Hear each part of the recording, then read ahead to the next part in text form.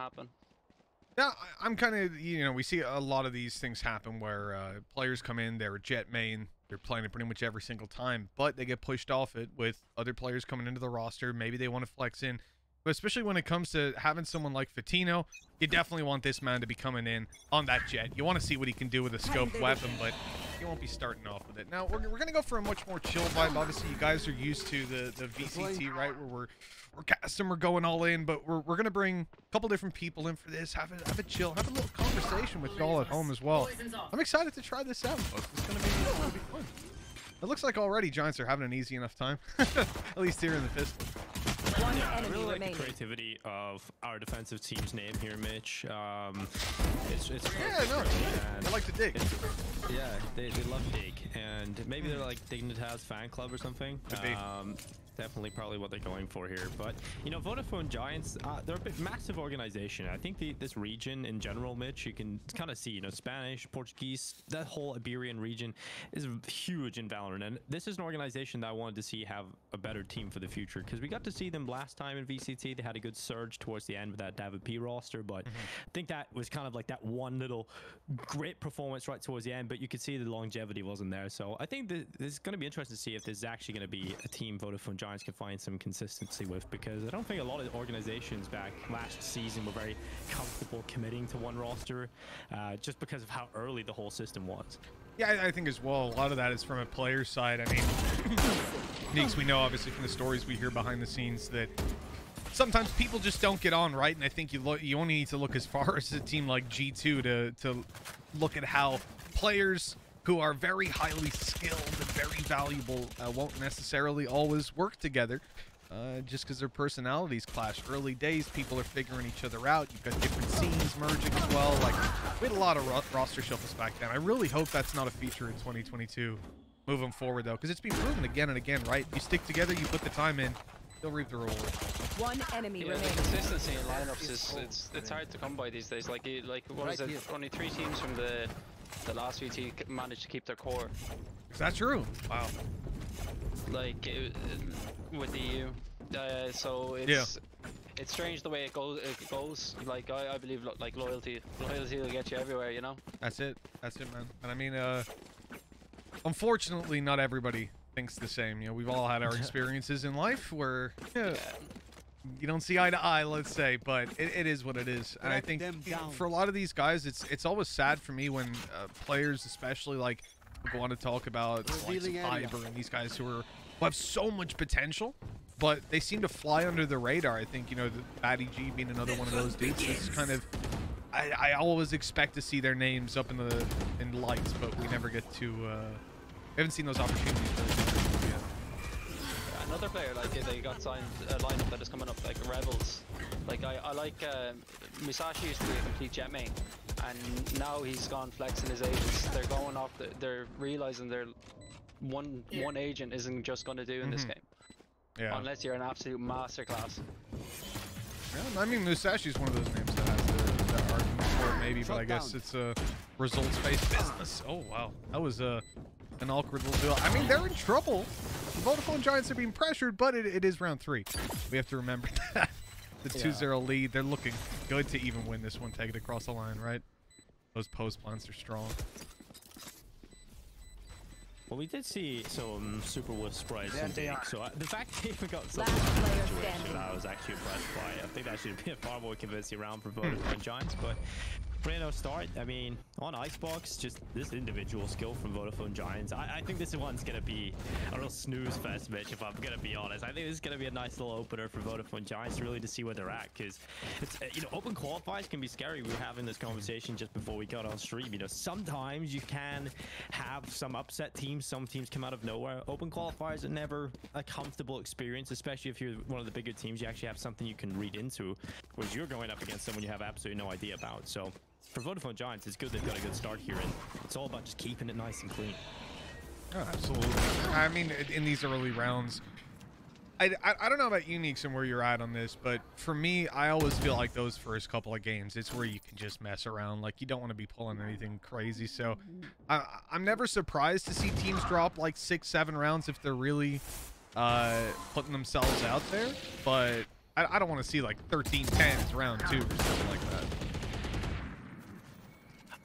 Well, it's one of those things. Like you get into it at the start, and you see who you're up against. If you're playing against a team that has no VLR profile, or like you're seeing, all right, this is their first tournament. This is how they're gonna set out. It's most likely, if to be honest, it'll feel like a ranked game sometimes. Yeah. And Sounds like fun. it's you don't want to show too much away, especially with the new agents in the market. You don't want to be, you're going to play someone like Fatality or anyone like that later down the line. You want to be saving your energy for more of those sort of games. Like it's no disrespect to their opponents or anything like that. It's more just conserve your energy at the start, because VCT qualifiers are very long. So obviously you guys actually, you worked for Alliance, both of you, at the very start. Valorant changes so much, and I think that's really the main talking point about this game, is just how quickly it changes, how many adaptations we're seeing, different playstyles. Has the game changed much for you guys, like from your analytical perspective, from the point where you guys work as coaches and analysts of Alliance to what it is now? Is there like any significant changes, do you see? I think so. At least from day one, it's just become a much more complicated game, and the tools that you and your opponents have at their disposals, between their setups, between the agent comps they come into maps with, and the maps themselves, more maps to play with. So yeah, I think it's changed pretty. It's wouldn't say it's changed in nature, but it's become much more complicated. Do you think people like come into this game and just think of it, or think about the game in a way different game? So like a mindset from a PS game that came from, as Valorant as its own entity, in a way. For me, at least, that's happened. I don't know about Unique said. I don't know what the overall like feeling of the community would be on that, but I know for me it's tangible. Like, we used to describe this game to people as CS and Overwatch and a bunch of other examples we had of like 2 games, mix them together. Hey, that's what Valorant is. But now, maybe it's because it's it's been my job for over a year now, so it's like, it's what I do every day, so of course it's gonna have its own identity. But yeah, for me, it's separated out there, because it's it doesn't share nearly as much as it used to with other games. There's some basics that are like used from like Counter-Strikes, like just the areas of control and everything like that. But you'd have to think about it. The utility in this game, like it's not the same.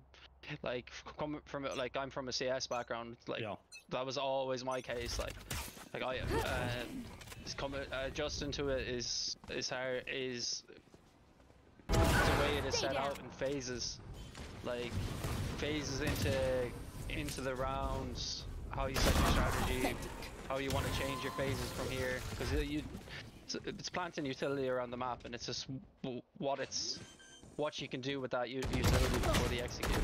But it's mainly like where you see teams like Gambit and stuff where they default a lot. It's pretty much the same. Playing a lot cleaner. I mean, my question for you is, how well do you think Vodafone Giants are doing it using their utility here, Meeks? You think they need to slow these rounds down a little bit? I mean, I want to say to the people at home, obviously, we get here every time we have an open qualifier. There's gonna be people that don't understand open qualifiers. Those first, like, honestly, today, tomorrow, if you get some good games, that's almost well, it's either a disappointment in the seeding, or it's a disappointment in the way that some of the more favored teams are playing. I think that there's always going to be a divide when you have this many, even in a more I want to be careful with the word I choose here, a more seasoned scene like CS, where you'd imagine that you'll have more players, more teams, and so on, just because it's been around longer. But Dinko, we still till we get to top 64, like you're still gonna just get stomped like 20-minute games. Either that, or the top team is gonna go lose to cheaters or something.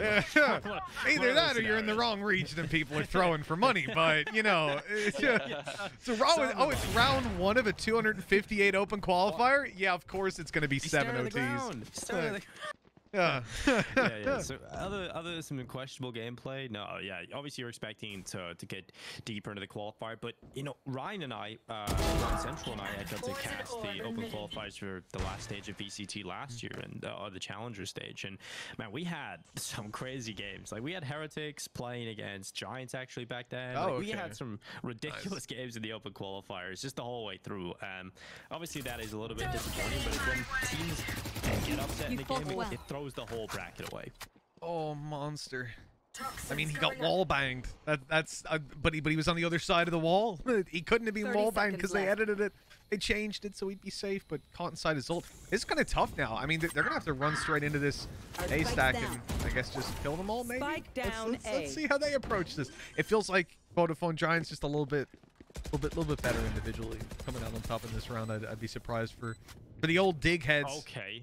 Yeah, I mean, you're looking at a situation you retake your player down and Coutinho playing like this. He was actually one of the players I was really excited about coming into this season. I think he's going to be just he's so fun to watch mechanically. He's just such an exciting player. Yeah, I think we might be slightly behind. I'm gonna refresh real quick. Where Dingo, give me a countdown. I think you're like. Oh, we are 17 seconds. Yeah, you're like 5 seconds ahead of me right now. I was. Yeah, it's like nothing happened. You're like, oh, okay. Like, wait, am I blind? Did I miss something? Yeah. I'll hit a little pause. Yeah. No, it's good. I'll refresh on my end. Hopefully that'll speed us on up. Here. Oh, I think we caught up. Oh my God, yeah. When Fatino's playing like that. Not yet. There we go. But this is the thing, right? And we talked about at the start of the game. You get Fatino, you put him on an open map like Icebox. He's feeling it. You're in so much trouble, regardless of what team you are. It's never nice, is it, Neeks, to look at those brackets. You see the seeding's gone down, and you're like, oh, good. We've got like a top 15 team up against us right away. That'd never happen.